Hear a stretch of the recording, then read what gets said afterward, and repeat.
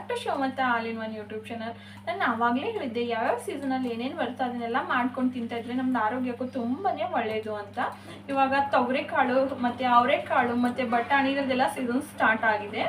ಅದಕ್ಕಂತಲೇ ನಾನು ಹೋದ ವ್ಲಾಗಲ್ಲಿ ತೊಗರಿಕಾಳು ಪಲಾವ್ ಹೇಗೆ ಮಾಡೋದು ಅಂತ ನಿಮ್ಮ ಜೊತೆ ವಿಡಿಯೋದಲ್ಲಿ ಶೇರ್ ಮಾಡ್ಕೊಂಡಿದ್ದೆ. ಅದೇ ಥರ ಈ ವ್ಲಾಗಲ್ಲಿ ಅವರೆಕಾಳು ಪಲ್ಯ ಅಂದರೆ ಅವರೆಕಾಳು ಬಜ್ಜಿನ ಹೇಗೆ ಮಾಡೋದು ಅಂತ ನಿಮ್ಮ ಜೊತೆ ಶೇರ್ ಮಾಡ್ಕೊತಾ ಇದ್ದೀನಿ. ನಮ್ದು ಉತ್ತರ ಕರ್ನಾಟಕದ ಕಡೆ ಈ ಅವರೆಕಾಳು ಬಜ್ಜಿ ಅಂದರೆ ತುಂಬಾ ಫೇಮಸ್ಸು. ಈ ಎಳ್ಳು ಅಮಾವಾಸ್ಯೆ ಬಂದಂತೂ ಮುಗ್ದೋಯ್ತು. ಅವರೆಕಾಳು ಬಜ್ಜಿ ಮತ್ತು ರೊಟ್ಟಿ ಬೆಸ್ಟ್ ಕಾಂಬಿನೇಷನ್ ಅಂತಲೇ ಹೇಳ್ಬೋದು. ಎಲ್ಲರ ಮನೆಯಲ್ಲೂ ಅವರೆಕಾಳು ಬಜ್ಜಿ ರೊಟ್ಟಿ ಇದನ್ನೆಲ್ಲ ಮಾಡಿಕೊಂಡು ಪಾಯಸ ಇದನ್ನೆಲ್ಲ ಮಾಡಿಕೊಂಡು ಅವರ ಹೊಲಗಳಿಗೆ ಹೋಗಿ ಅಲ್ಲಿ ಲಕ್ಷ್ಮಿನ ಪೂಜೆ ಮಾಡಿ ಒಬ್ಬರು ಹೊಲಕ್ಕೆ ಇನ್ನೊಬ್ಬರು ಹೋಗಿ ಈ ಥರ ಬಜ್ಜಿ ರೊಟ್ಟಿ ಉಣ್ಣೋದು ತುಂಬಾ ವಾಡಿಕೆ ಮತ್ತು ಫೇಮಸ್ ಆಗಿದೆ. ಇವಾಗ ಡಿಸೆಂಬರ್ 30ಕ್ಕೆ ಎಳ್ಳು ಅಮಾವಾಸ್ಯೆ ಬರ್ತದೆ. ನಾನಂತೂ ತುಂಬಾ ಮಿಸ್ ಮಾಡ್ಕೋತಾ ಇದ್ದೀನಿ.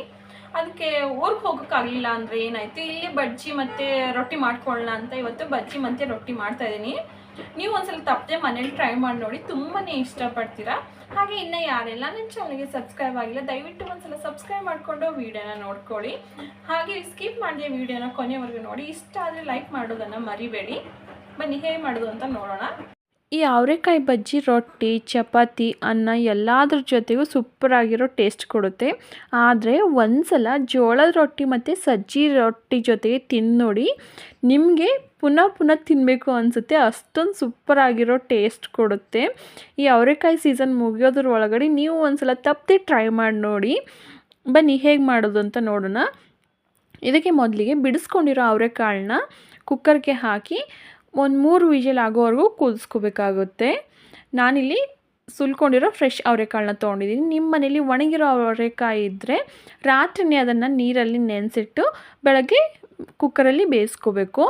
ಇನ್ನು ಹಸಿ ಹುಣಸೆಕಾಯನ್ನು ಬೇಯಿಸ್ಕೋತಾ ಇದ್ದೀನಿ. ಮತ್ತು ಒಂದು ಸ್ವಲ್ಪ ಹಸಿ ಮೆಣಸಿನ್ಕಾಯನ್ನು ಮಿಕ್ಸಿಗೆ ಹಾಕಿ ನುಣ್ಣಗೆ ಪೇಸ್ಟ್ ಥರ ಮಾಡ್ಕೋತಾ ಇದ್ದೀನಿ. ಅದಾದಮೇಲೆ ಮೆಂತ್ಯ ಸೊಪ್ಪನ್ನ ಸಣ್ಣದಾಗಿ ಕಟ್ ಮಾಡ್ಕೊಂಡು ಇಟ್ಕೊಂಡಿದ್ದೀನಿ. ಇವಾಗ ಇನ್ನೊಂದು ಕಡೆ ಒಗ್ಗರಣೆಗೆ ಇಟ್ಕೊತಾ ಇದ್ದೀನಿ. ಒಗ್ಗರಣೆಗೆ ಎಣ್ಣೆ ಹಾಕ್ಕೊಂಡು ಎಣ್ಣೆ ಕಾದ್ಮೇಲೆ ಸಾಸಿವೆ ಜೀರಿಗೆ ಹಾಕ್ಕೊಂಡು ಸಾಸಿವೆ ಜೀರಿಗೆ ಚಟಪಟ ಆದಮೇಲೆ ಶುಂಠಿ ಮತ್ತು ಬೆಳ್ಳುಳ್ಳಿನ ಜಜ್ಜಿಬಿಟ್ಟು ಸೇರಿಸ್ಕೊತಾ ಇದ್ದೀನಿ. ಅದೊಂದು ಸ್ವಲ್ಪ ಫ್ರೈ ಆದಮೇಲೆ ಕರಿಬೇವಿನ ಸೊಪ್ಪನ್ನು ಇದಕ್ಕೆ ಹಾಕ್ಕೊಂಡು ಅದನ್ನು ಒಂದು ಸ್ವಲ್ಪ ಬಾಡಿಸ್ಕೊತಾ ಇದ್ದೀನಿ.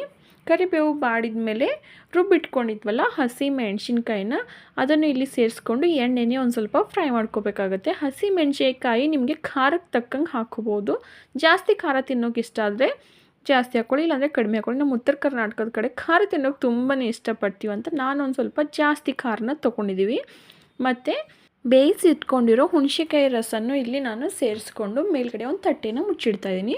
1-2 ನಿಮಿಷ ಆದಮೇಲೆ ತಟ್ಟೆ ತೆಗೆದುಬಿಟ್ಟು 1-2 ಗ್ಲಾಸ್ ಆಗೋಷ್ಟು ನೀರು ಹಾಕೋತಾ ಇದ್ದೀನಿ. 1/2 ಟೇಬಲ್ ಸ್ಪೂನು ಅರಿಶಿನ ಮತ್ತು 1 ಸ್ಪೂನ್ ಆಗೋಷ್ಟು ಗರಂ ಮಸಾಲೆ ಮತ್ತು ರುಚಿಗೆ ತಕ್ಕಷ್ಟು ಉಪ್ಪನ್ನ ಹಾಕ್ಕೊಂಡು ಇದಕ್ಕೆ ಚೆನ್ನಾಗಿ ಕುದಿ ಬರೋವರೆಗೂ ಮುಚ್ಚಳನ ಮುಚ್ಚಿಡ್ತಾ ಇದ್ದೀನಿ. ಚೆನ್ನಾಗಿ ಕುದಿ ಬರೋವರೆಗೂ ನಾನಿಲ್ಲಿ 2 ಕಪ್ ಆಗೋಷ್ಟು ಕಡಲೆ ಹಿಟ್ಟಿಗೆ ಒಂದು ಸ್ವಲ್ಪ ನೀರು ಹಾಕ್ಕೊಂಡು ಗಂಟು ಆಗದೇ ಇರೋ ಥರ ಚೆನ್ನಾಗಿ ಮಿಕ್ಸ್ ಮಾಡ್ಕೋತಾ ಇದ್ದೀನಿ. ಇದು ದೋಸೆ ಹಿಟ್ಟಿನ ಹದಕ್ಕಾಗಬೇಕು, ಅಂದರೆ ದೋಸೆ ಹಿಟ್ಟಿಂದ ಹದ ಥರ ತೆಳುವಾಗಬೇಕು. ಗಂಟು ಆಗದೆ ಥರ ಮಿಕ್ಸ್ ಮಾಡ್ಕೊಡೋವರೆಗೂ ಇಲ್ಲಿ ಕುದಿ ಬಂದಿತ್ತು. ಅದಕ್ಕೆ ಕುದಿ ಬಂದಮೇಲೆ ಇದಕ್ಕೆ ಕಟ್ ಮಾಡ್ಕೊಂಡಿರೋ ಮೆಂತ್ಯ ಸೊಪ್ಪನ್ನು ಹಾಕೋತಾ ಇದ್ದೀನಿ. ಮೆಂತ್ಯ ಸೊಪ್ಪು ಹಾಕ್ಕೊಂಡಾದ್ಮೇಲೆ ಒಂದು ಕುದಿ ಬರೆಸ್ಕೊಂಡು ಬೇಯಿಸ್ಕೊಂಡಿರೋ ಅವರೆಕಾಳನ್ನು ನಾನಿಲ್ಲಿ ಸೇರಿಸ್ಕೋತಾ ಇದ್ದೀನಿ. ಇವೆರಡೂ ಒಗ್ಗರಣೆಯಲ್ಲಿ ಒಂದು 5-6 ನಿಮಿಷ ನೀಟಾಗಿ ಬೇಯಿಸ್ಕೋಬೇಕು. ಮಾಡೋದು ತುಂಬಾ ಸುಲಭ, ತಿನ್ನೋಕೆ ಮಾತ್ರ ತುಂಬಾ ಸ್ಪೈಸಿ ಆ್ಯಂಡ್ ಟೇಸ್ಟಿಯಾಗಿರುತ್ತೆ. ನೋಡಿ ಇಷ್ಟು ಕುದಿ ಬಂದರೂ ಸಾಕು. ಇವಾಗ ಚೆನ್ನಾಗಿ ಕುದೀತಾ ಇದೆ. ಈ ಸಮಯದಲ್ಲಿ ಮಿಕ್ಸ್ ಮಾಡಿ ಇಟ್ಕೊಂಡಿದ್ವಲ್ಲ ಕಡಲೆ ಹಿಟ್ಟನ್ನು ಅದನ್ನು ಇಲ್ಲಿ ಸೇರಿಸ್ಕೋಬೇಕಾಗತ್ತೆ. ನೋಡಿ ಇಲ್ಲಿ ಕಡಲೆ ಹಿಟ್ಟು ಈ ಥರ ಗಂಟು ಆಗದೆ ಇರೋ ಥರ ದೋಸೆ ಹಿಟ್ಟಿನ ಹದಕ್ಕೆ ಮಿಕ್ಸ್ ಮಾಡಿ ಇಟ್ಕೊಂಡಿದ್ದೀನಿ. ಕಡಲೆ ಹಿಟ್ಟು ಹಾಕ್ಕೊಳ್ಳೋವಾಗ ನೀಟಾಗಿ ಮಿಕ್ಸ್ ಮಾಡಿಕೊಂಡು ಹಾಕ್ಕೋಬೇಕು, ಇಲ್ಲಾಂದರೆ ಗಂಟಾಗಿ ಒಂದೇ ಕಡೆ ಕೂತ್ಕೊಳ್ಳುತ್ತೆ. ಆವಾಗ ಅವರೆಕಾಯಿ ಪಲ್ಯ ಚೆನ್ನಾಗಾಗಲ್ಲ, ಅಂದರೆ ಅವರೆಕಾಯಿ ಬಜ್ಜಿ ಚೆನ್ನಾಗಿ ಬರಲ್ಲ, ಬರೀ ಹಿಟ್ಟು ಥರ ಆಗುತ್ತೆ. ಅದಕ್ಕೋಸ್ಕರ ಈ ಥರ ಹಾಕ್ಕೊಂಡು ಮಿಕ್ಸ್ ಮಾಡಿಕೊಂಡು ಇರಬೇಕು. ಆಮೇಲೆ ಈ ಹಿಟ್ಟೆಲ್ಲ ಹಾಕಿದ್ದಾದಮೇಲೆ 1-2 ನಿಮಿಷ ಬಿಟ್ಟು ತಳ ಹಿಡಿದೇ ಇರೋ ಥರ ಮಿಕ್ಸ್ ಮಾಡ್ಕೊಂಡು ಇರಬೇಕು.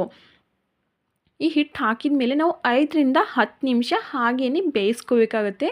ಮಧ್ಯದಲ್ಲಿ ತಳ ಹಿಡಿದೇ ಇರೋ ಥರ ಮಿಕ್ಸ್ ಮಾಡಿಕೊಂಡು ಇರಬೇಕಾಗುತ್ತೆ. ಕೊನೆಯಲ್ಲಿ ಒಂದು ಸ್ವಲ್ಪ ಕೊತ್ತಂಬರಿ ಹಾಕ್ಕೊಂಡು ಬಿಟ್ಟರೆ ಮುಗ್ದೋಯ್ತು. ಟೇಸ್ಟಿಯಾಗಿರೋ ಅವರೆಕಾಯಿ ಬಜ್ಜಿ ರೆಡಿ ಆಗೇ ಹೋಗುತ್ತೆ.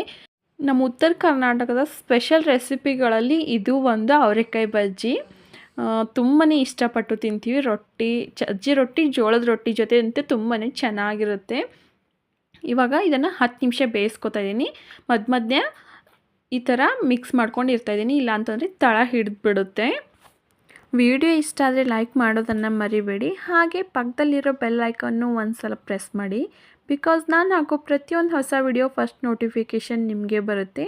ಹಾಗೆ ಇನ್ನೂ ಯಾರೆಲ್ಲ ನನ್ನ ಚಾನಲ್ಗೆ ಸಬ್ಸ್ಕ್ರೈಬ್ ಆಗಿಲ್ಲ, ದಯವಿಟ್ಟು ಒಂದು ಸಲ ಸಬ್ಸ್ಕ್ರೈಬ್ ಮಾಡಿಕೊಂಡು ವಿಡಿಯೋನ ನೋಡ್ಕೊಳ್ಳಿ. ಹಾಗೆ ಈ ಉತ್ತರ ಕರ್ನಾಟಕದ ಸ್ಪೆಷಲ್ ಅವರೆಕಾಯಿ ಬಜ್ಜಿ ನೀವು ಒಂದು ಸಲ ಮನೇಲಿ ಟ್ರೈ ಮಾಡಿ ನೋಡಿ, ಹೇಗೆ ಬಂದಿದೆ ಅಂತ ಕಮೆಂಟ್ ಮೂಲಕ ನನಗೂ ತಿಳಿಸಿ. ಇನ್ನು ಉತ್ತರ ಕರ್ನಾಟಕದ ಹೊಸ ರೆಸಿಪಿಗಳೊಂದಿಗೆ ನಾನು ನಿಮ್ಗೆ ಸಿಗ್ತೀನಿ. ಅಲ್ಲಿವರೆಗೂ bye, take care, thank you for watching.